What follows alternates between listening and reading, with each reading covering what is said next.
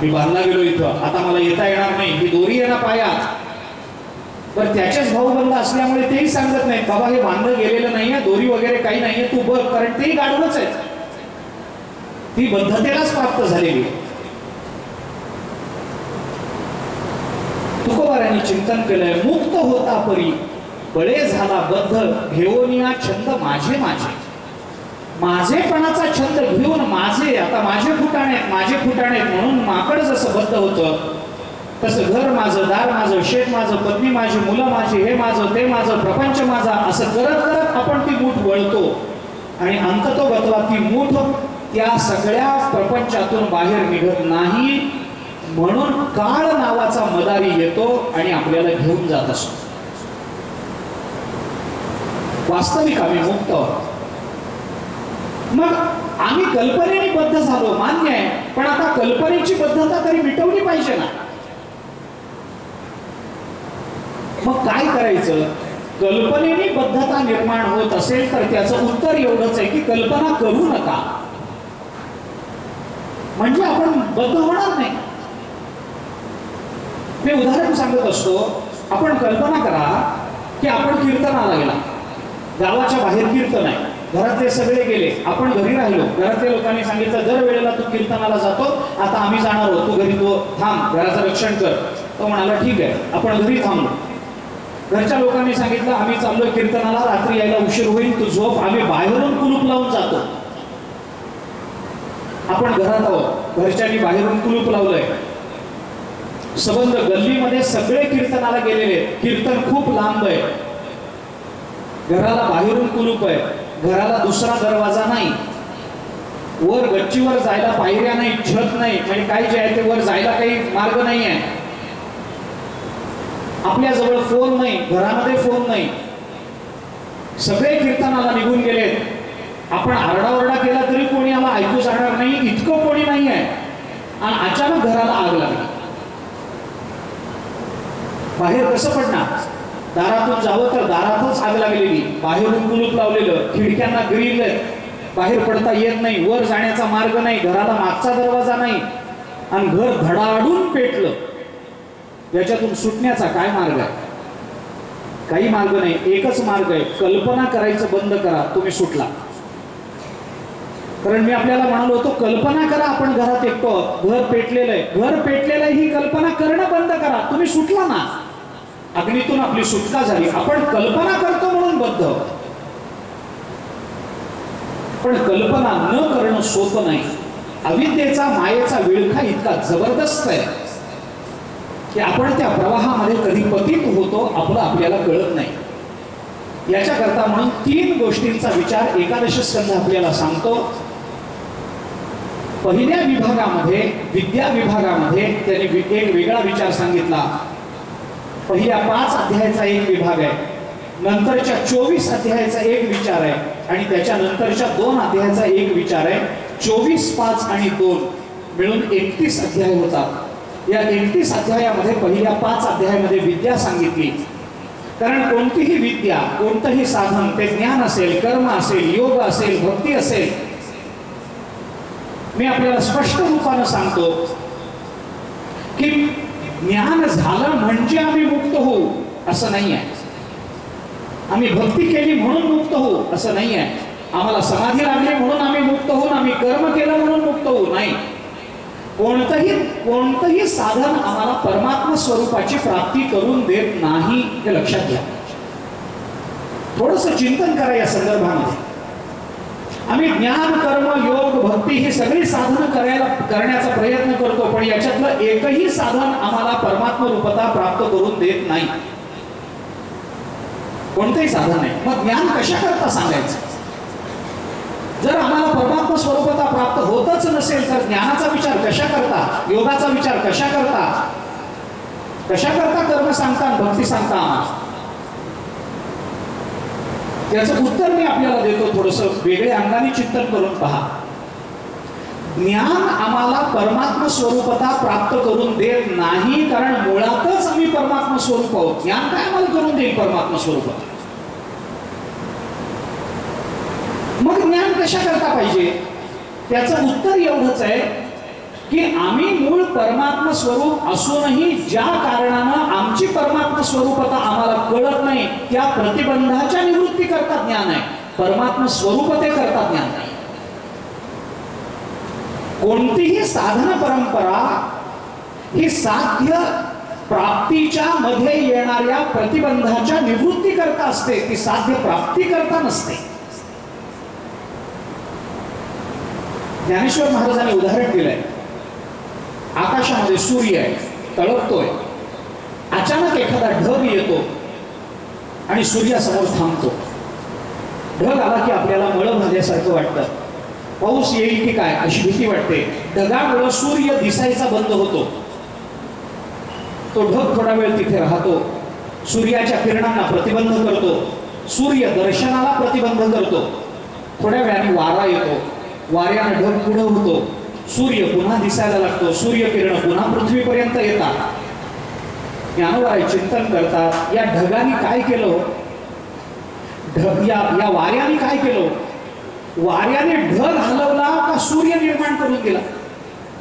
सूर्य आधीचाच होता, पण ढगाच्या प्रतिबंधामुळे दिसत नव्हता. तो प्रतिबंध दूर करणं हे वाऱ्याचं काम आहे ना, तसं ज्ञान कर्म योग भक्ती यांचं काम हे ढग दूर करणं आहे. मूळ परमात्मा आहे तो तसाच आहे, तो निर्माण करावा लागत नाही. आपल्या स्वरूपामध्ये तो परमात्मा स्थित आहे. सर्वस्य चाहं हृदि सत्य विष्णू मत्त स्मृती ज्ञानमपोहनंच. पण ज्या कारणाने आम्ही ब्रह्मरूप आहोत हे आम्हाला कळत नाही, ते अज्ञान नावाचं कारण. तो प्रतिबंध दूर करण्याकरता, शरीराची आसक्ती हा प्रतिबंध दूर करण्याकरता, बुद्धीचं दौर्बल्य हा प्रतिबंध दूर करण्याकरता, मनाचं चांचल्य हा प्रतिबंध दूर करण्याकरता, चित्ताची चुकीची आलंबनात्मकता हा प्रतिबंध दूर करण्याकरता आणि अनात्म पदार्थाचा अहंकार हा प्रतिबंध दूर करण्याकरता साधन परंपरा असते. ज्ञान एवढ्या करता आहे. परब्रह्म स्वरूपता प्राप्त करून देण्याकरता ज्ञान नाही. आम्ही मुळातच परब्रह्म स्वरूप आहोत, पण आमचंच आम्हाला ज्या कारणाने कळत नाही त्या प्रतिबंधाच्या निवृत्ती करता साधन विचार असतो. आणि हा साधन विचार झाला की मग प्रतिबंध हळूहळू दूर होतात आणि प्रतिबंध दूर झाले की आम्हाला भगवत प्राप्ती झाल्याचं समाधान मिळतं. वास्तविक भगवत प्राप्ती होत नसते. भगवंताची प्राप्ती व्हायची असेल तर याच्या आधी भगवान प्राप्त नाहीत असं मानावं लागतं. आणि भगवान प्राप्त नाहीत असं जर मानलं तर भगवंताच्या सत्यतेला बाध येतो. या सगळ्या गोष्टी महत्वाच्या असतात. आपलं आपल्या जवळच असतं, पण आपलं आपल्याला कळत नसतं. याच्याकरता साधन आहे. जुने कीर्तनकार उदाहरण देत असत. जुने विचारवंत प्रवचनकार कीर्तनकार उदाहरण देत असत. एका गावामध्ये एक जोडपं राहत असे. नवरा बायको संपन्न होते. त्या नवऱ्याने बायकोला सगळे दागिने केले होते, एक नथ करायची राहिली होती. त्या नथीवरून त्या नवरा बायकोमध्ये वारंवार भांडण होत असत. एवढं सगळं केलं नथच नाही, एवढं सगळं केलं नथ नाही, किती मिळालं त्याच्यापेक्षा काही मिळालं नाही याच्याकडे स्त्रियांचं लक्ष जास्त असतं. नथ नाही, नथ नाही. एके दिवशी खूप कडाक्याचं भांडण झालं. बायको रुसली, नवराही नाही ते बोलला. कडाक्याचं भांडण झालं. न जेवता नवरा कामावर निघून गेला. बायकोनी काही शिजवलं नाही, रडत रडत तशीच पडली. कर्मधर्म संयोगाने ऑफिसला गेल्यावर त्या दिवशी त्याला बोनस मिळाला. पैसे हातात पडल्याबरोबर त्याने विचार केला, काय हे रोजची कटकट मिटवून टाकू, म्हणून तसाच बाजारात गेला. एक नथ विकत घेतली. संध्याकाळी घरी आला. दिवे लावलेले नव्हते. बायको तसेच रडून रडून डोळे लाल झालेले, सुजलेले, पलंगावर तशीच झोपलेली. देवासमोर दिवे लावलेले नाहीत, काही नाही. दिवे त्यांनी लावले. बायकोशी बोलायला लागला. बायको बोलायला तयार नाही. सगळ्यात मोठं अस्त्र. बायको बोलायला तयार नाही. त्याने तिला उठून बसवलं. बोलायला लागला. तिने मान फिरवली. त्याच्या लक्षात आलं सकाळचा रुसवा गेला नाही. खिशातली नथीची डबी काढली. ती नथ तळहातावर घेतली. ती बघायला तयार नाही. इकडे बघ, ती बघायला तयार नाही. जबरदस्तीने तिची मान फिरवली. हातातली नथ दाखवल्याबरोबर रूप पाहता लोचनी सुख झाले उसाचे. बस आनंद आनंद आनंद वाटला. बस बस बस बस बस धन्य झाली. हमारे भीतर सरक भयो. कृतकृत्यता वाटली. नथ बघितल्याबरोबर मग अंतःकरण आनंदानं उचंबळून आलं. मग नवऱ्याला कुठे ठेवू कुठं नाही, जेवढा नसताना सकाळपासून काही घेतलं नसेल, मग हे सकाळी कळलं नव्हतं का? थांबा थांबा, मी तुम्हाला काय करू, पुरणाची पोळी करू, आता चहा घ्या. नवरा म्हणाला ठीक आहे, तुझी भावना मला कळली, काही करू नको, दिवसभर मी जेवलो नाही, तूही जेवली नसशील, पिठलं भात कर, खाऊ, बरं आहे ना, आता समाधान झालं ना? ती म्हणाली तुमच्यासारखा नवरा मिळाला, कृतकृत्य झाले. सकाळी भांडताना हे कळलं नव्हतं.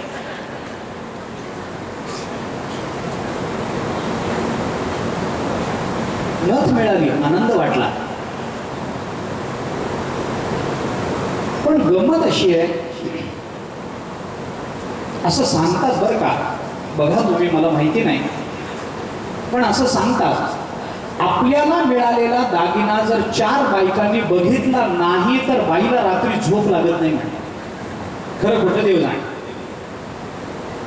दागिन्याचं प्रदर्शन झालं पाहिजे, 4 बायकांनी तो बघितला पाहिजे. एवढंच नाही, याच्या पुढं असं आहे, आपल्याला मिळालेला दागिना 4 बायकांनी बघावा आणि आपल्याकडे असा दागिना नाही याचं त्यांना वाईट वाटावं, तेव्हा हिला खरा आनंद मिळतो. एवढ्यावर भागत नाही. आपल्याला मिळालेला दागिना 4 बायकांनी बघावा, आपल्याकडे असा दागिना नाही याचं त्यांना वाईट वाटावं आणि त्या वाईट वाटण्यापोटी त्यांचं त्यांच्या नवऱ्यासारखं हिच्या बरोबरीसारखं भांडण व्हावं, तर हिला रात्री डोळा लागतो. तिने आपल्या नवऱ्याबरोबर असं भांडण केलं पाहिजे, मग ही म्हणते हा आता मला समाधान मिळालं, आनंद वाटला. 4 बायकांना दागिना दिसावा म्हणून तो दागिना घालून जावं, पण कुठे जावं? न घालून संध्याकाळी कुठे जावं, पण जाऊ कुठेतरी, तोंड धुवावं, काही कपाळाला गंध वगैरे लावावं, कुंकू लावावं, म्हणून तोंड धुण्याकरता ती नथ स्वतःच्या मंगळसूत्रामध्ये अडकवली आणि मंगळसूत्रामध्ये नथ अडकवली हे विसरून गेली. तोंड धुतलं आणि नथ घालण्याकरता जेव्हा शोधायला लागली, नथ मिळेना. कुठे गेली कुठे गेली कुठे गेली? फ्रीजवर ठेवली काय, टीव्हीवर ठेवली का, ह्याच्यावर ठेवली का, त्याच्यावर ठेवली का, सगळीकडे बघितलं, नथ सापडेना. कपाटात गेली का, खाली पडली का, कुणी बाहेरून आलो नाही, आतून कुणी बाहेर गेलं नाही, नथीला पाय फुटत नाही, मग नथ गेली कुठं, नथ गेली कुठं? चित्ताचं स्थैर्य निर्माण झालं, डोळ्यातून पाणी यायला लागलं. आत्ता यांनी संध्याकाळी नथ आणून दिली, मी हरवली, काय वाटेल यांना? याच्याकरता एवढं मोठं रामायण घडलं घरामध्ये आणि नथ मी हरवते कशी? वाईट वाटायला लागलं, काय करावं? मग साखरेचा डबा उघडून बघ, याच्यात आहे का, तांदूळाचा, हे गुप्त धनाच्या जागा आहेत बरं का, मी सांगून ठेवतो. ज्या वेळेला आपल्याकडे पैसे नसतील त्यावेळेला हे डबे उघडून बघा, 3 पिढ्याची संपत्ती एकदम पदरात पडते असं म्हणतात. प्रयोग करून बघा आता घरी गेल्यावर. तुमच्या आधी बायका गेल्या तर तुम्ही फसला. तांदूळाचा डबा, कणकेचा डबा, साखरेचा डबा, चहाचा डबा, याच्यामध्ये बघितलं, इथं ठेवली का? ठेवली नाही, रडायला लागली, नथ हरवली. तिची मैत्रीण आली, तिने विचारलं का ग रडतेस संध्याकाळच्या वेळेला, बरं आहे ना सगळं घरी? नाही, बरं आहे. मग रडतेस कशा करता? त्यांनी नथ आणली, मी हरवून टाकली, सगळं सांगितलं. मैत्रिणीने बघितलं, हिच्या मंगळसूत्रातच नथ आहे. ती म्हणाली जरा आरशासमोर उभी राहा. ती म्हणाली अगं नाकात नथच नाही, कुणाचं थोपट बघू आरशामध्ये, नको आरसा मला. मैत्रिणी जबरदस्तीनं आरशासमोर उभं केलं, बघ जरा स्वतःकडे काय चेहरा झालाय. म्हणून चेहरा बघता बघता नजर गेली मंगळसूत्राकडे. नथ दिसल्याबरोबर ओरडली, सापडली ना, सापडली, सापडली. सापडायला हरवली कुठं होती?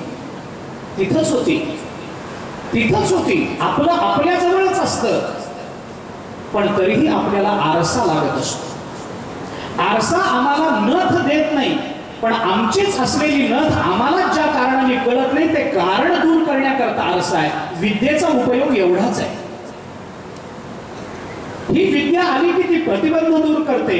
म्हणून विद्या भागवतांनी सांगितलेल्या 5, भागवतांनी सांगितलेले प्रतिबंध 24 आणि भागवतांनी सांगितलेल्या मोक्षाचा विचार 2 मोक्षाचा विचार, 24 प्रतिबंधाचा विचार आणि प्रतिबंधाच्या निवृत्ती करता सांगितलेल्या विद्येचा विचार 5.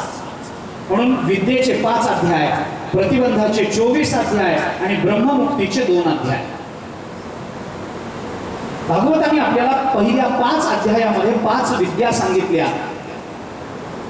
5च विद्येने आपले सगळे प्रतिबंध दूर होतात. काय काय आलं पाहिजे आपल्याला?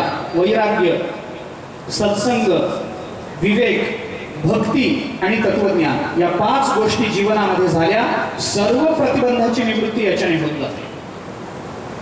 शरीर नावाचा प्रतिबंध आहे ना, ज्ञानोबराने पहिला प्रतिबंध शरीर सांगितला. अहंकारम बलम दर्पम कामम क्रोधम परिग्रहम विमुच्य निर्मम शांतो ब्रह्मभूयाय कल्पते. 18व्या अध्यायाच्या चिंतनाच्या खाली पहिली ओवी ज्ञानोबरांची आहे. तेथ आडवा वया आले दोषवैरी जे धोपटिले तया माझी पहिले देहाहंकार. देहाचा अहंकार हा पहिला प्रतिबंध असतो. वैराग्याने तो जातो. वैराग्याने देह जात नाही, पण देहाबद्दलचं ममत्व जातं, देह भाव जात असतो. म्हणून वैराग्य पाहिजे, सत्संग पाहिजे, विवेक पाहिजे, भक्ती पाहिजे आणि तत्वज्ञान पाहिजे. या 5 विद्यांकरता एकादश स्कंदाचे पहिले 5 अध्याय खर्च झाले. या 5 अध्यायानंतर उद्धवाची आणि भगवंताची भेट होते. या भेटीमध्ये उद्धवाने विचारलेल्या प्रश्नाला भगवान श्रीकृष्णाची उत्तरं देतात. त्या सगळ्या उत्तरातून 24 अध्यायामध्ये हा सगळा कथा प्रसंग रंगत जातो. या 24 अध्यायातून प्रत्येक अध्यायामध्ये एकेका प्रतिबंधाची निवृत्ती, 24 प्रतिबंध कसे निवृत्त होतात याचा विचार भगवंतांनी सांगितलाय. आणि त्याच्यानंतर शेवटच्या 2 अध्यायामध्ये ब्रह्ममुक्तीचा विचार येतो. कारण मोक्ष 2 पद्धतीचा आहे, मुक्ती 2 पद्धतीची. एक जीवन मुक्ती आहे आणि दुसरी विदेह मुक्ती आहे. शरीरामध्ये प्राण असताना, देह असताना, देह म्हणजे आपण जिवंत असताना परमात्मा स्वरूपता प्राप्त होणं याला जीवनमुक्ती म्हणतात. आणि अविद्येबरोबर देहही निवृत्त होणं याला विदेहमुक्ती असं म्हणतात. देह राहिला पण अज्ञान गेलं, जीवनमुक्ती. अज्ञानही गेलं, देहही गेला, विदेहमुक्ती. जीवनमुक्ती सर्वांनी महत्वाची मानली. ज्ञानोबारांनी तर जीवनमुक्ती महत्वाची इतकी मानली की ज्ञानोबारा म्हणतात मेल्यानंतर मोक्ष याचा उपयोग नाही. अरे जिवंत असताना मोक्षाचा विचार करा, मेल्यानंतर तर काय कोणाचाही जीवन कसं होईल. मोक्ष मेल्या पाठी आम्हासी होईल ऐसे जे म्हणतील अतिमूर्ख. ज्ञानोबारांचा अभंग आहे. मेल्यानंतर ज्ञानोबारांनी ज्ञानेश्वरीत म्हटलंय. या दोन्ही मुक्ती ज्ञानोबारांनी एकाच ओवीत सांगितल्या.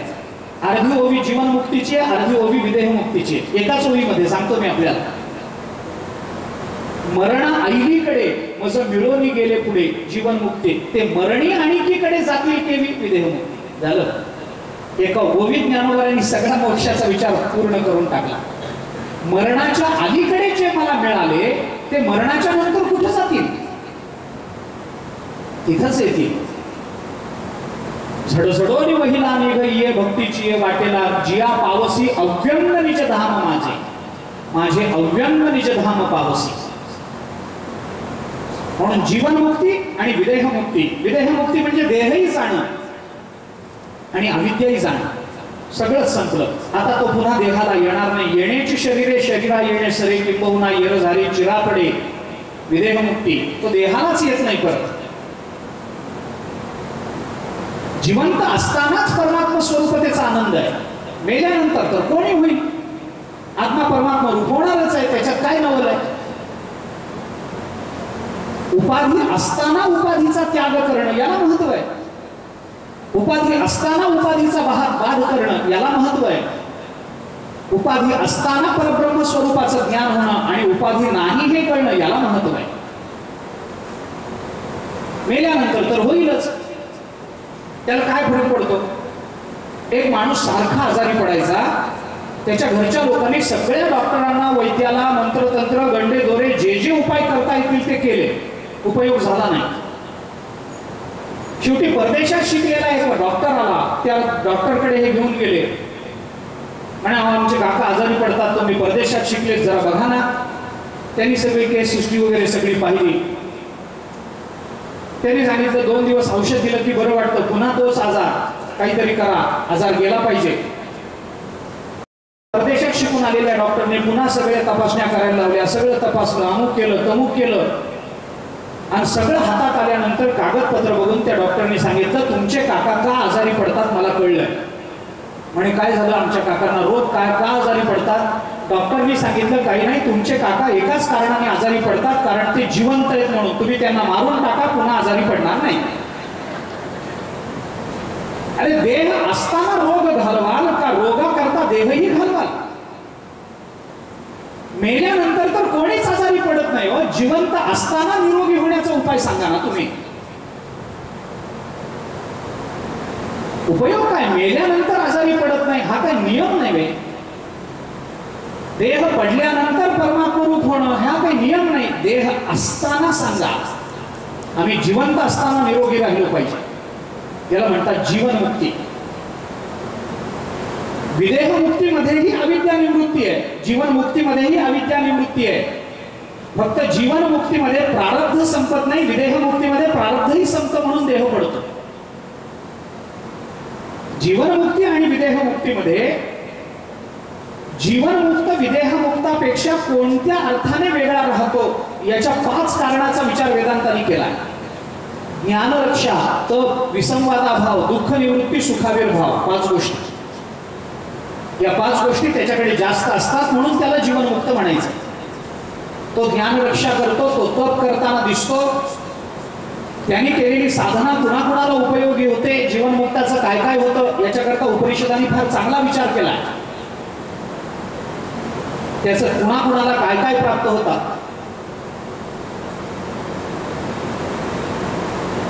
त्याचा दाय विभाग कसा करायचा असतो, पुष्कळ गोष्टी आहेत. या 2 मोक्षाचा विचार करण्याकरता 2 अध्याय खर्च केले. पहिल्या 5 अध्यायामध्ये वैराग्य सांगितलं, सत्संग सांगितला, विवेक सांगितला आणि तत्वज्ञान सांगितलं. या 5ही गोष्टी महत्वाच्या आहेत. वैराग्याशिवाय तत्वज्ञान होत नाही. सत्संगाशिवाय आणि विवेकाशिवाय माणसाला भक्ती करता येत नाही. कुणाची भक्ती करावी, का करावी, कोण दाखवतं, संतांच्या संघात गेल्यानंतर कळतं. संत उपदेश करतात, तिथं वैराग्य जाग होतं. म्हणून संतांकडे जात राहावं. योग वसिष्ठ आपल्याला तेवढ्याकरता सांगतात. नित्यम सज्जन संपर्कात विवेक उपजायते, विवेकपादपस्यैव भोगमोक्ष फले स्मृत. नित्यम सज्जन संपर्कात विवेक उपजायते, म्हणून सत्संग सांगितला, विवेक निर्माण होतो. विवेकातूनच वैराग्य निर्माण होतं, तर त्याला महत्व आहे. वैराग्यच आपल्याला ज्ञान उत्पन्न करून देतं. वैराग्य विरक्ती वाचून काही ज्ञानाशी तगणेची नाही, ज्ञानोबराय बोलतात. वैराग्याशिवाय ज्ञान जिवंत राहत नाही. हे एकावर एक अवलंबून असणाऱ्या गोष्टी आहेत. म्हणून या 5 गोष्टी सांगितल्या. वैराग्य सांगितलं, सत्संग सांगितला, विवेक सांगितला, भक्ती सांगितली आणि तत्वज्ञान सांगितलं. भक्तीला जर ज्ञानाचा आधार नसेल तर ती भक्ती आंधळी होईल. ज्ञान हे भक्तीतून प्रकट होत असतं. ज्ञान आणि भक्ती एकच आहे इथपर्यंतचा विचार आहे. ज्ञानाकरता वैराग्य पाहिजे, वैराग्याकरता विवेक पाहिजे, विवेकाकरता संतसंग पाहिजे, कारण संतांच्या संघातच विवेक आहे. ज्ञानोबराय बोलतात, चंद्रतीर्थ चंद्रिका, शंभूतीर्थ अंबिका, संत तीर्थ विवेका असणे कीजे. संतांजवळच विवेक प्राप्त होईल म्हणून सत्संग सांगितला. या 5 गोष्टी पहिल्या 5 अध्यायामध्ये प्रकट झाल्या.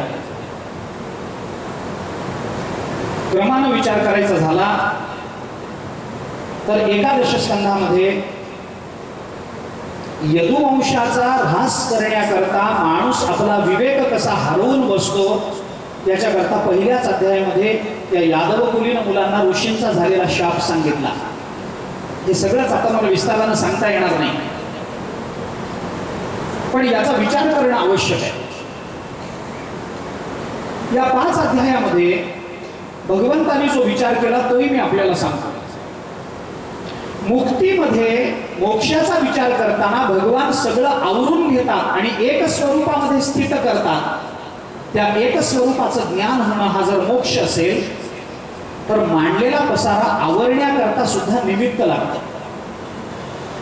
जसं आपला पसारा मांडायला जगन निर्मिती करता काही हेतू लागतो, निमित्त लागतं, तसं मांडलेला विश्वप्रपंच आवरून घेण्याकरता सुद्धा, विश्वपसारा आवरून घेण्याकरता सुद्धा काही निमित्त लागतं. बऱ्याच वेळेला निमित्त कळत नाही म्हणून आपण त्याला चमत्कार समजतो. चमत्कार म्हणजे काय असतं? काही नाही, घडलेल्या घटनेची कार्यकारण परंपरा कळली नाही की तो चमत्कार वाटतो. ऐका, कोणतीही घटना विशिष्ट कारणानेच घडते. कार्य अवताराला येईल तर कारणच पाहिजे, पण कार्यकारण भाव कळला तर चमत्कार वाटत नाही. कल्पना करा, लहान मूल आहे घरातलं. मी आपल्याला घरातलं उदाहरण देतो. लहान मूल आहे, ते लहान असताना वडील काय करतात? वडील म्हणतात, हे बघ मी तुला जादू दाखवतो. काय जादू? डाव्या हातामध्ये नाणं घेतात आणि ते म्हणतात, हे बघ आता उजव्या हातामध्ये आणतो हा, असं म्हणून हात मागे नेतात, डाव्या हातातलं नाणं उजव्या हातात घेतात आणि मग म्हणतात, आता सांग बरं नाणं कोणत्या हातात आहे? मग तो म्हणतो या हातात आहे. उघडतात, नाही नाही या हातात नाही, बघ या हातात आलं. मग उजवा हात पुढे करतात. या हातातलं नाणं या हातात आलं कसं? लहान मुलाला आश्चर्य वाटतं. का वाटतं? कारण मागे हात नेऊन त्यांनी काय केलंय ही कारण त्याला कळत नाही म्हणून आश्चर्य वाटतं.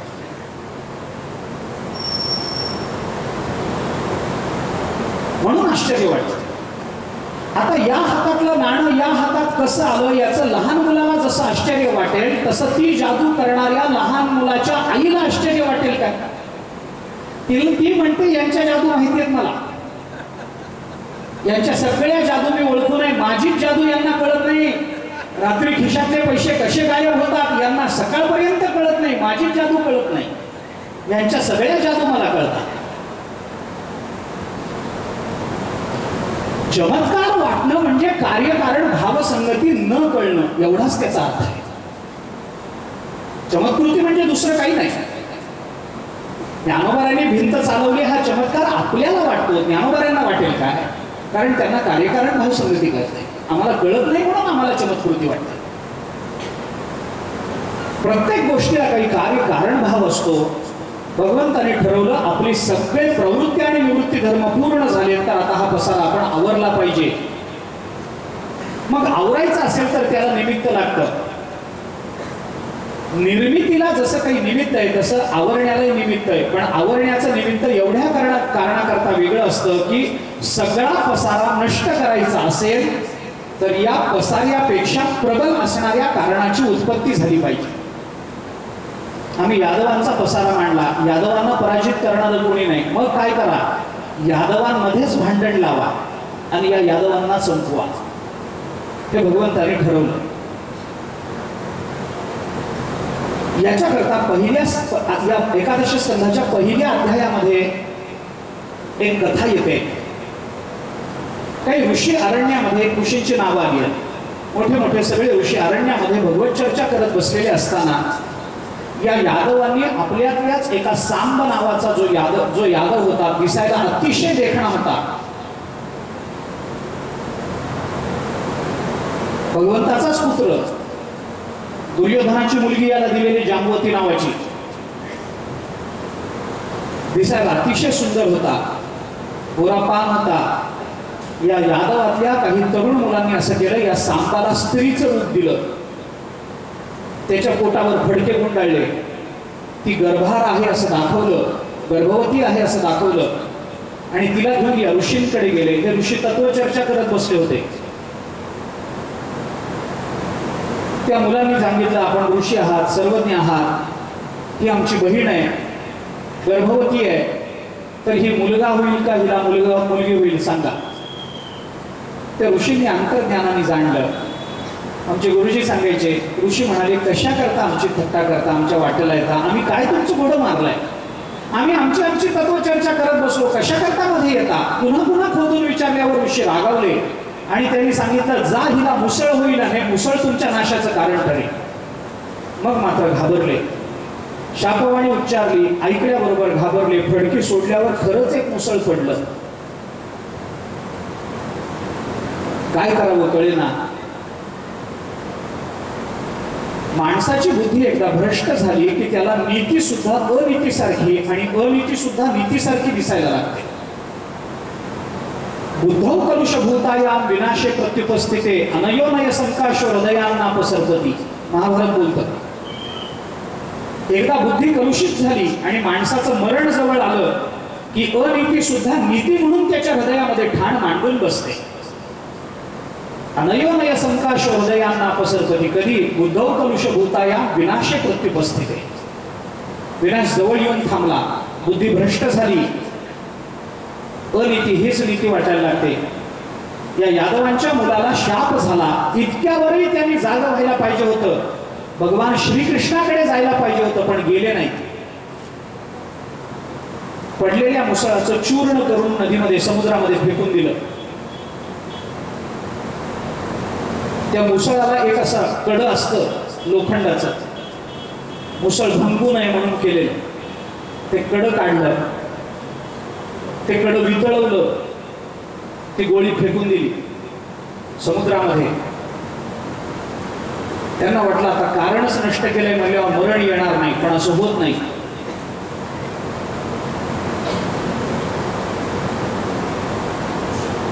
यादव वंशाचा अंत जवळ आला होता.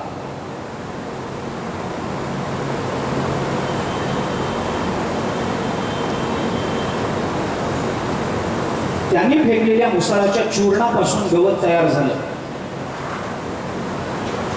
जे लोखंडाचं कड वितळून त्याची गोळी तयार केली होती, ती गोळी एका माशानं गिळली. तो मासा एका कोळ्याने पकडला, एका शरकर्म करणाऱ्याला विकला, लोहाराला विकला. लोहाराने तो मासा घेतला, कापला, त्याच्यातून लोखंडाची ती गोळी बाहेर पडल्यावर लोहाराला बरं वाटलं. त्या गोळीपासून त्यांनी बाण तयार केला. तो बाण एका व्याधानं विकत घेतला. व्याधाचा तो बाण भगवंताच्या चरणाला लागला आणि भगवंताला निजधामाला जावं लागलं. हे मुसळ तुमच्या कुळाचा नाश करेल हा शाप झाल्यामुळे त्या लोखंडाच्या गोळीचा बाण भगवंताच्या पायाला लागला. यादव वंशीयांना त्रास होणार होता. त्या मुसळापासून जे गवत तयार झालं, प्रभास क्षेत्रावर जेव्हा हे सगळे गेले यादव वंशातले, तेव्हा तिथले यादव हे सगळे दारू पिऊन उन्मत्त झाले. आपापसामध्ये वादाची ठिणगी पडली आणि त्या मुसळापासून जे गवत तयार झालं ते गवत उपटून एकमेकांना मारत गेले आणि त्याच्यापासून सगळ्या यादव वंशाचा नाश झाला. यदुवंशाला ऋषींचा शाप झाला. त्यानंतर नारद वसुदेवाकडे गेले, वसुदेवाला काही उपदेश केला.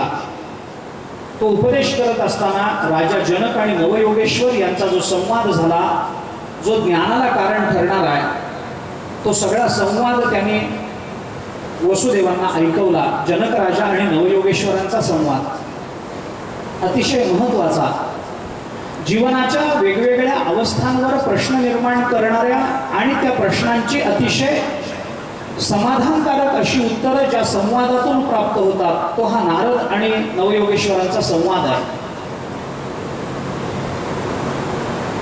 नवयोगेश्वरांनी काही प्रश्न विचारलेत, नारदांनी त्याची काही उत्तरं दिलीत, नारदांनी त्यांना काही विचारलंय. हा सगळा संवाद वसुदेवाला ऐकवला. त्या जनकाने प्रश्न विचारले आणि योगेश्वरांनी उत्तरं दिली आहेत. हा सगळा संवाद नारदांनी वसुदेवांना ऐकवला. त्यानंतर भगवंताच्या वेगवेगळ्या अवताराचं चिंतन आहे. भक्तिहीन जो पुरुष या जगतामध्ये राहतो, परमात्म्याची उपासना करत नाही, भगवंताच्या अस्तित्वावर विश्वास ठेवत नाही आणि भगवंताला आपलं काही समर्पित करत नाही, अशा भक्तिहीन पुरुषाची काय दशा होते याचा विचार नंतरच्या अध्यायात आलाय. मग भगवंताला असं वाटलं की आता स्वधामाला गेलं पाहिजे, म्हणून यादवांना प्रभास क्षेत्री जाण्याची बुद्धी भगवंताने दिली. आता हे सगळे प्रभास क्षेत्रावर जाणार, तिथं काहीतरी होणार, यादव वंश संपणार. हे ज्या वेळेला उद्धवाला कळलं त्यावेळेला उद्धव भगवंताकडे आले. भगवंताला उद्धवाने वेगवेगळे प्रश्न विचारले. साधन करण्याकरता आवश्यक असणारी तन्मयता, माणसाने कुठून कुठून काय काय शिकावं शिकावं याचा केलेला विचार, कुणाकडूनही काहीही घ्यावं पण आपलं जीवन संपन्न करावं हे सांगण्याकरता अवधूताचं उपाख्यान भागवतामध्ये येतं आणि भगवान दत्त महाप्रभूंनी केलेल्या 24 गुरूंचा विचार भागवताने सांगितला. जे जे जिथून जिथून चांगलं आहे ते ते तिथून तिथून उचलावं. अमेध्यादपि कांचनम, घाणीतून सोनही उचलावं. बालादपि सुभाषितम ग्राह्यम, लहान मुलाकडून सुद्धा जे चांगलं आहे ते घ्यावं. अमित्रादपि सद्वृत्तम, आपल्या शत्रूकडून सुद्धा जे चांगलं आहे ते घ्यावं. जे जे जिथून जिथून चांगलं मिळतं ते ते तिथून तिथून स्वीकारलं पाहिजे.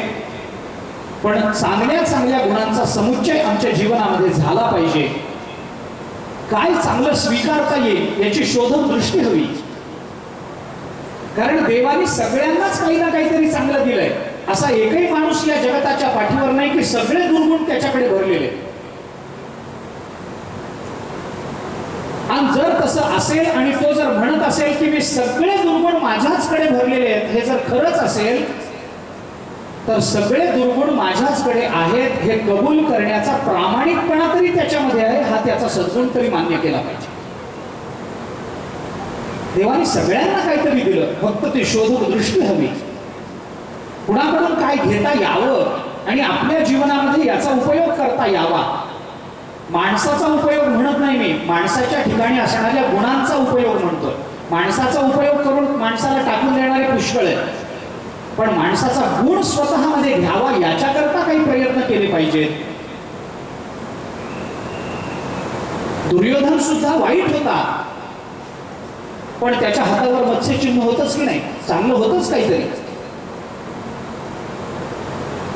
भगवंतानी त्याला सगळा खजिना दिला, खजिनदार केलं पांडवांच्या राजसूय यज्ञामध्ये. खजिनदार कोण होईल? अरे ते दुर्योधनाला करा. पांडव म्हणाले देवा वेळ लागले काय तुम्हाला? अहो तो शत्रू आहे, आपला खजिना उधळून देईल. अरे मी सांगतो ना करा, तुम्हाला काय माहिती आहे?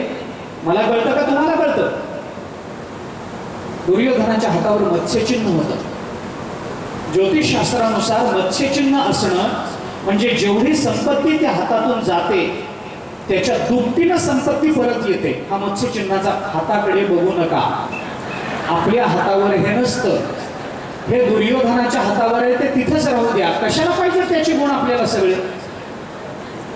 बघू नका हातावर.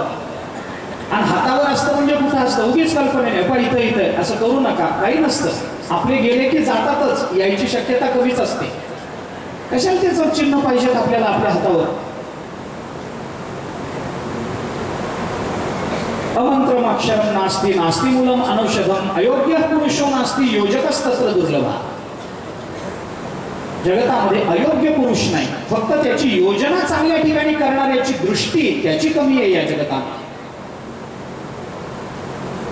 दत्त महाप्रभूंच्या उपाख्यानाने आपल्याला हे शिकवलं. कुणाकुणाकडून काय काय घ्यावं.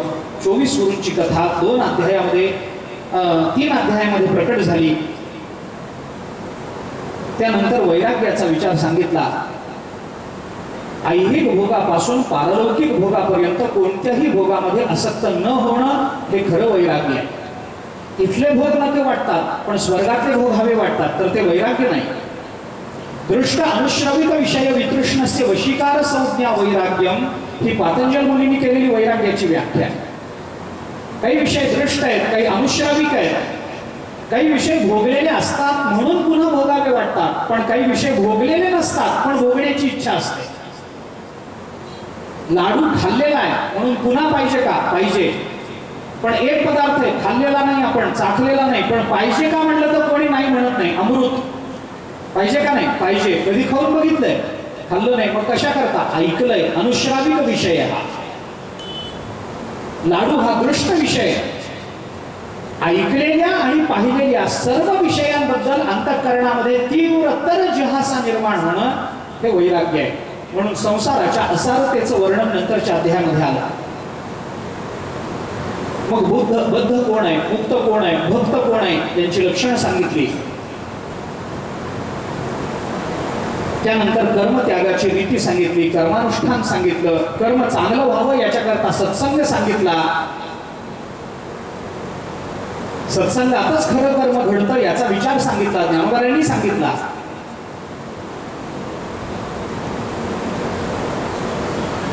आणि मग त्याच्यानंतर सनकादिकांना भगवंतांनी हंस रूपाने जो उपदेश केला त्या उपदेशाचं चिंतन झालं. भक्तियोग सांगितला. भक्ती करताना परमात्म्याचं ध्यान करावं, त्या ध्यानाचा विधी काय आहे, भगवंताची मानस पूजा त्याच अर्थाने कशी केली पाहिजे याचा विचार सांगितला. भगवंताच्या विभूतींचं वर्णन आलं. वर्ण आश्रम धर्म यांचं निरूपण केलं.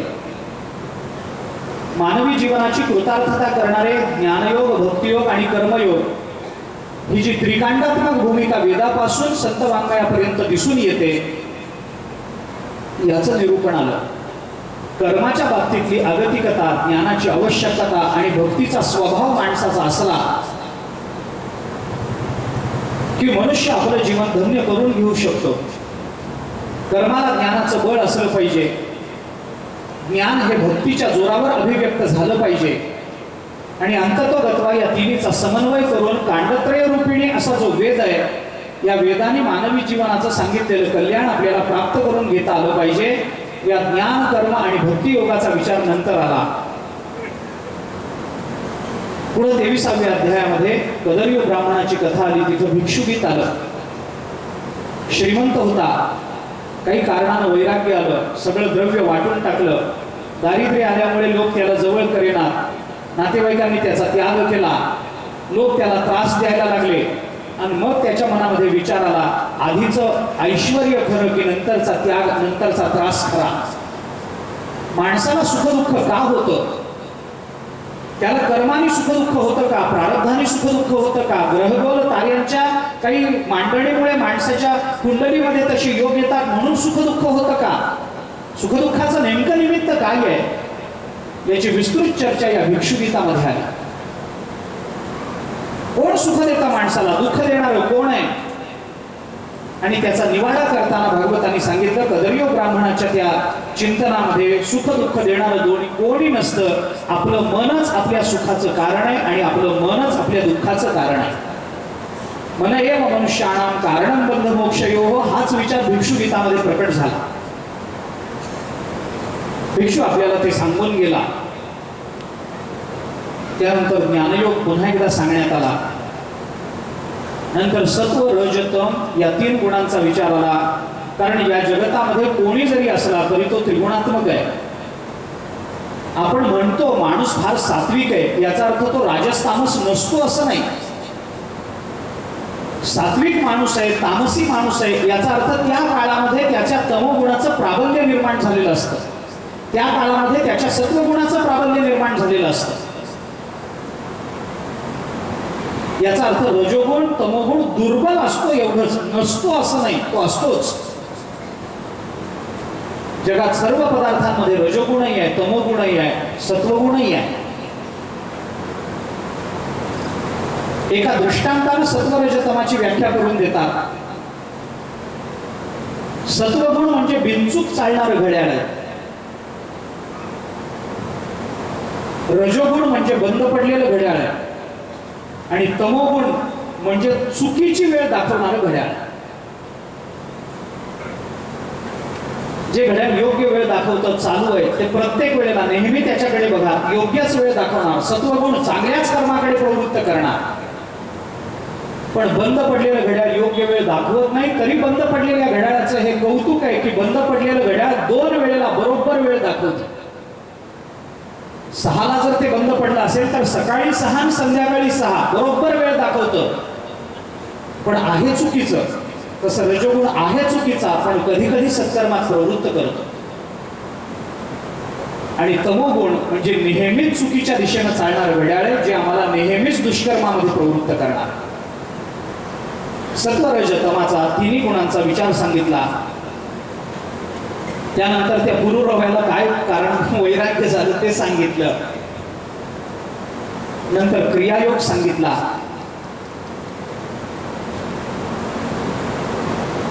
भागवत धर्माचं निरूपण केलं. आणि हे सगळं निरूपण ऐकून उद्धव बद्रिकाश्रमामध्ये निघून गेले. त्यानंतर यादव कुळाचा संहार झाला आणि आता आपलाही अवतार आपण आवरावा अशा अवस्थेमध्ये भगवान श्रीकृष्ण झाडाखाली पडले होते. पाय असा वर करून चिंतन करत होते. वर आलेला पाय ते पाऊल लांबून बघणाऱ्या एका पारध्याला हरणाचा कान वाटला, म्हणून त्याने बाण मारला. तो बाण बरोबर पायामध्ये घुसला आणि तेवढंच निमित्त करून भगवान श्रीकृष्ण आपल्या निजधामाला निघून गेले. भगवंताचं निजधामाला जाणं 3 पद्धतीनं सांगितलं जातं. भगवान आपल्या व्यापक स्वरूपामध्ये विलीन झाले. तो सगुण अवतार निर्गुण रूपामध्ये विलीन होऊन गेला.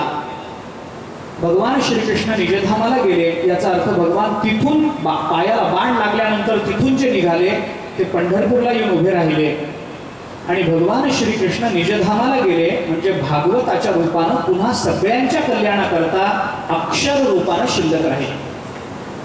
पण भगवान श्रीकृष्ण निजधामाला गेले इथं भागवताचा 11 स्कंध संपतो. भगवान श्रीकृष्णाचं निजधामाला जाण्यानं उद्धवाला दुःख झालं. पांडवांना उद्धवाला तेवढं झालं नाही कारण आधी तत्वज्ञान चालू होतं, पण पांडवांना दुःख झालं. अर्जुन रडायला लागला. अर्जुनाचं सगळंच सामर्थ्य गेलं. भगवान निजधामाला गेले हे कळल्यानंतर अर्जुन जेव्हा प्रभास क्षेत्रावरून भगवान श्रीकृष्णांच्या पत्न्यांना घेऊन निघाला त्यावेळेला सामान्य भिल्लाने अर्जुनाला हरवलं. भगवंताच्या पत्न्यांचं अपहरण केलं. कारण का शक्तीच गेली निजधामाला. आता अर्जुन काय करेल. इथं 11 स्कंध संपतो. 12 स्कंधाला प्रारंभ होतो. हा 12 स्कंध कलियुगातल्या अनेक राजवंशाचं वर्णन करणार आहे. 12 स्कंधामध्ये आश्रय नावाचा महापुराणाचा एक महत्वाचा विचार प्रकट झाला. भगवान सगळ्यांना आश्रय आहे. चाले हे शरीर कोणाची सत्ते, कोण बोलवी ते हरिवेण, देखवी ऐकवी एक नारायण, तयाचे भजन चुको नको. हे कळण्याकरता 12 स्कंध आहे. त्याच्यामध्ये कलियुगाचं वर्णन आहे. कलियुग कसा तीव्र तीव्र तीव्र होत जाणार आहे याचा विचार आहे. भाष्यकाराने असं सांगितलंय की कलियुगाची 100 वर्ष चांगली असतील, 100 वर्ष वाईट जातील, परत 100 चांगली जातील, परत 100 वाईट जातील. असं कलियुग पुढे पुढे सरकत जाऊन 4,32,000 वर्षांनी कलियुगाची परिसमाप्ती होणार आहे. मग कलियुगामध्ये अनेक दोष आहेत, पण कलियुगाचा एक गुणही चांगला आहे. कलेर दोषनिधे राजा नसते व महान गुण हा. कलीमध्ये अनंत दोष असले तरी कलियुगामध्ये एक सगळ्यात चांगला गुण आहे, तो म्हणजे कलियुग भगवंताच्या नामाने मुक्त करणार आहे. कलो नास्तेव नास्तेव नास्तेव गती ही अन्यथा, दुसरी गती नाही कलियुगामध्ये. भगवंताच्या नामानंच आपल्याला मोक्ष मिळणार आहे. म्हणून कलियुगाच्या दोषापासून आपलं जीवन वाचवायचं असेल तर नामसंकीर्तन केलं पाहिजे याचा विचार सांगितला. नंतर प्रलयाचा विचार आला आणि मग भगवान शुकाचार्याने परीक्षितीला अंतिम उपदेश केला. परीक्षितीला परमगती प्राप्त झाली. परीक्षितीला परमगती प्राप्त झाली याचा विचार करताना विस्ताराने विचार करावा लागेल. परीक्षिताचा देह पडला, पण देह पडण्यापूर्वी अंतःकरणाची निर्भय अवस्था प्राप्त झाली, तिथंच त्याचा मोक्ष आहे. म्हणून मोक्ष मोक्ष म्हणजे दुसरं काही नाही, काहीतरी असं वेगळ्या लोकाला जाणं नाही, आहे तीच स्थिती. फक्त भयकंपित झालेलं जीवन निर्भय होतं, हाच मोक्ष आहे. माणसाला सगळ्यात मोठं भय आहे ते मरणाचं भय आहे. रस्त्यावरून जाणारा मनुष्य तो म्हणतो चप्पल घालून चला, का ठेच लागली तर? ठेच लागल्याने काय होणार आहे? अंगठा फुटेल. पण त्याचा विचार तसा नसतो. त्याला वाटतं अंगठा फुटेल, मग ते दुःख वाढत जाईल, मग पाय कापावा लागेल, त्याच्याने मग होणार नाही, मग शेवटी आपल्याला मरावं लागेल. म्हणजे ठेच लागण्याचं दुःख नसतं, भय असतं ते मरणाचं असतं. ठेच लागेल याची भीती नसते माणसाला, टाचणी टोचेल याची भीती नसते. टाचणी टोचल्याने आपल्याला मरण येईल की काय ही भीती असते. क्षुल्लक गोष्टीला माणूस घाबरतो, मरणाचं भय आहे. परीक्षित राजाला केलेल्या उपदेशातून परीक्षिताला हे कळलं की जाणारा येणारा देह असतो, आत्मा जाती येत नाही. या आत्म्याचा दृढनिश्चय झाला. परीक्षित राजा मुक्त झाला. कालांतराने तो तक्षक आला. तक्षकाने परीक्षिताला दंश केला. परीक्षिताने देहत्याग केला. परीक्षिताच्या पोटी आलेल्या जन्मेजयाने विचार केला की आपल्या बापाला जर या तक्षकाने दंश केला असेल तर सगळे सापच जाळून टाकले पाहिजेत, म्हणून जन्मेजयाने सर्पयज्ञ केला. जन्मेजयाचा अधिकार इतका मोठा होता की जन्मेजयाने ज्या सापाचं नाव घेऊन स्वाहा म्हटलं तो साप स्वतः येऊन आहुती म्हणून पडत असे. इतका मोठा अधिकार. तक्षकाला हे कळलं की आपलाही क्रमांक येणार आहे, कारण आपल्यामुळेच हे घडलंय. तक्षक इंद्राच्या मागे जाऊन लपला. तक्षकाचं नाव घेतलं, स्वाहा म्हटलं, तक्षकाची आहुती पडली नाही. जन्मेजयाने विचारलं का रे तक्षक का नाही आला? सेवकाने सांगितलं काय नाही म्हणे, तो इंद्राच्या मागे जाऊन लपला. मोठ्याच्या मागे जाऊन लपला म्हणून वाचला असं त्याला वाटतं काय? जन्मेजयाने सांगितलं इंद्राच्या मागे लपला ना, इंद्राय स्वाहा, आपोआप तक्षक येईल. अधिकार होता. जन्मेजयाने सर्पयज्ञ आरंभला. सर्पयज्ञ झाल्यानंतर वेदांचा शाखाभेद काय आहे याचा विचार भागवतांनी सांगितला. पुराणाची पुन्हा लक्षणं सांगितली. मार्कंडेयाची तपश्चर्या आणि त्यांना प्राप्त झालेला लाभ याचा विचार केला. भगवंतांनी मार्कंडेयाला मायेचं दर्शन करवलं, माया बघायची असा हट्ट होता. भगवान शंकराने मार्कंडेयाला आपलंसं करून घेतलं, चिरंजीव बनवलं. त्यानंतर या भागवताचं रहस्य वेगवेगळ्या पद्धतीनं याच्यामध्ये प्रकट झालं. भागवताच्या कोणकोणत्या स्कंधामध्ये काय काय आलेलं आहे याची एक यादी नंतर सांगितली गेली आणि सर्वात शेवटी भागवताचा महिमा गाऊन 12 स्कंध संपतो. या भागवताच्या सुरुवातीला जसं भागवताचं महात्म्य प्रकट झालं तसं भागवताच्या शेवटी पुन्हा एक महात्म्य प्रकट झालं. भागवताच्या सुरुवातीचं महात्म्य आपल्याला भागवताकडे प्रवृत्त करणार आहे आणि भागवताच्या अंतिम असणारं महात्म्य हे भागवताची फलश्रुती सांगणार आहे. भागवताच्या चिंतनाने आपल्याला काय काय मिळतं याच्याकरता परीक्षित राजा आणि वज्रनाभी यांची भेट भागवताने महात्म्याच्या पहिल्या अध्यायामध्ये सांगितली. पहिलं जे महात्म्य ते 6 अध्यायांचं आहे. शेवटी आलेलं महात्म्य 4 अध्यायांचं आहे. शांडिल्य मुनींच्या मुखातून भक्तियोगाचं चिंतन, भगवंताच्या लीलांचं रहस्य, व्रजाचं काय महत्व आहे याचा विचार सांगितला गेला. त्यानंतर ही यमुना आणि कृष्ण पत्न्या यांचा काही संवाद सांगितला गेला. या सगळ्या कीर्तन उत्सवामध्ये या नामस्मरणामध्ये उद्धव प्रकट झाले आणि उद्धवाने तो आनंद कसा घेतला याचा विचार सांगितला. त्यानंतर पुढच्या अध्यायामध्ये भागवताची परंपरा काय, कुणी कुणी आतापर्यंत कुणाकुणाला भागवत सांगितलेलं आहे याचा विचार सांगताना जी वक्ता आणि श्रोत्याचं चिंतन सांगण्यात आलं त्याच्यामध्ये प्रत्येक वक्ता हा परमात्मा आणि प्रत्येक श्रोता हा ब्रह्मदेव मानला गेला. कारण पहिलं भागवत जे सांगितलं ते भगवंताने ब्रह्मदेवाला सांगितलं, नंतर ते भागवत ब्रह्मदेवाने नारदांना सांगितलं. तिथं ब्रह्मदेव परमात्मा झाले, नारद ब्रह्मदेव झाले. नारदांनी ते भागवत पुन्हा व्यासांना सांगितलं असेल तर नारद परमात्मा झाले, व्यास ब्रह्मदेव झाले. व्यासांनी शुकांना सांगितलं असेल तर शुकाचार्य व्यास महर्षी परमात्मा झाले, शुक ब्रह्मदेव झाले. आणि शुकाने जर ते परीक्षितीला सांगितलं असेल तर भगवान शुकाचार्य हे परमात्मा रूप आहेत आणि परीक्षित राजा हा ब्रह्मदेव आहे असं वर्णन, असं पाहून वक्त्या श्रोत्याचा विचार भागवताने सांगितला.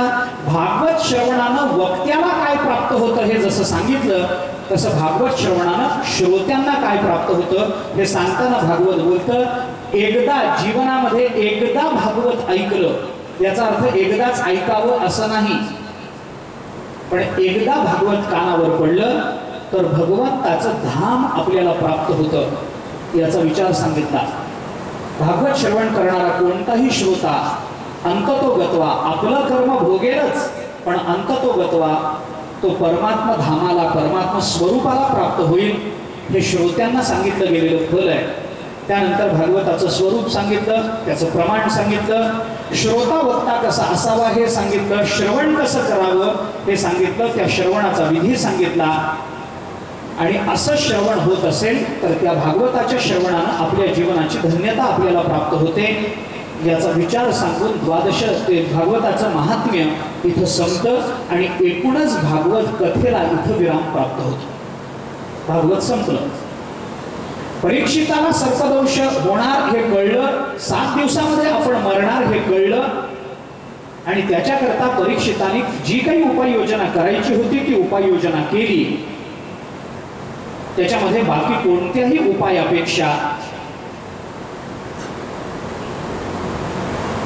भागवत कथेचं श्रवण, भगवंताचं नामस्मरण एवढंच आपण केलं पाहिजे, याचा विचार आपल्याला भागवताने सांगितला. कारण सर्व रोगावरचा एक उपाय म्हणजे भगवंताचं नाम आहे. हे नाम आपल्याला आपल्या जीवनाच्या प्रतिकूलतेतूनही बाहेर काढतं आणि हेच नाम, भगवंताचं नाम, आपल्याला आपल्या जीवनाची सगळी अनुकूलताही प्राप्त करून देतं, याचा विचार भागवताने सांगितला. भागवत आपल्याला बोलतं, शिकवतं. श्रोता वक्ता या दोन्ही भूमिकेतून भागवत आपल्याला सांगतं. आपलं जीवन धन्य करून घ्यायचं असेल तर त्याच्याकरता एकच उपाय आहे, भगवंताच्या लीलांचं, गुणांचं, नामाचं चिंतन अखंड करता आलं पाहिजे. याच्याकरता भागवताने आपल्या हातात असलेलं काम सोडून द्या असा आग्रह धरलेला नाही. मी आपल्याला पहिल्या दिवशी हे बोललो, मध्येही एकदा बोललो आणि आताही मी पुन्हा बोलतो आहे की भागवताचा कशाचाच आग्रह नसतो. तुम्ही अमुकच नाम घ्या, भागवताचा आग्रह नाही. तुम्हाला नारायण म्हणावं वाटत असेल नारायण म्हणा, गोविंद म्हणावं वाटत असेल गोविंद म्हणा, केशव म्हणावं वाटत असेल ते म्हणा. जे नाम तुम्हाला गोड वाटेल ते घ्या. ज्या वेळेला ते घ्यायची इच्छा होत असेल त्या वेळेला घ्या, हरकत नाही. एकटं घ्यावं वाटत असेल एकटं घ्या, सगळ्यांमध्ये बसून घ्यावं वाटत असेल तसं करा. स्वयंपाक करताना घ्या, नाही तेव्हाही घ्या. पायात चप्पल आहे का नाही विचार करू नका, चालता चालता घ्या रस्त्यावरून. कोणताही आग्रह भागवत करत नाही. पण भगवंताच्या सामर्थ्यानं, भगवंताच्या सत्तेनंच आपण प्रत्येक हालचाल करतो आहोत आणि ती सत्ताच अंततोगत्वा आपल्याला स्वतःमध्ये विलीन करणार आहे. या विश्वासानं आपण हातात घेतलेलं काम पूर्ण केलं पाहिजे आणि आमच्या हातात असलेलं कोणतंही काम ही भगवंताची सेवाच करतो आहोत या विचारानं आपण केली पाहिजे, हे भागवत आपल्याला सांगतं. भागवताने विचार करताना शेवटी सगळ्यात दोन महत्वाच्या गोष्टींचा विचार आपल्याला सांगितला. भागवत संपताना म्हणून या दोन गोष्टींचा उच्चार सगळ्यांनी करावा याचा आग्रह मात्र भागवताने धरला. एकमेव आग्रह आहे, या दोन श्लोकांचा उच्चार करा. पुढे म्हटलं जाईल, आपण त्याच्या मागून म्हणा, पण सगळ्यांनी म्हणावं असा भागवताचा आग्रह आहे.